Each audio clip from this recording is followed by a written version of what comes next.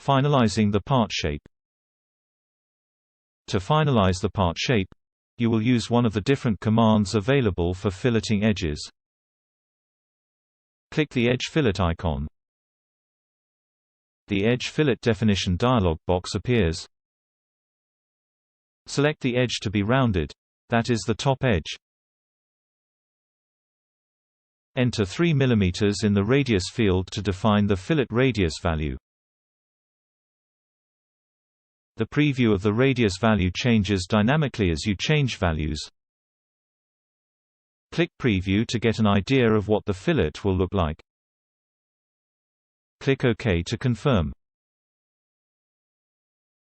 The final part looks like this. This is the end of Functional Part Design Basic Commands tutorial. Thanks for watching.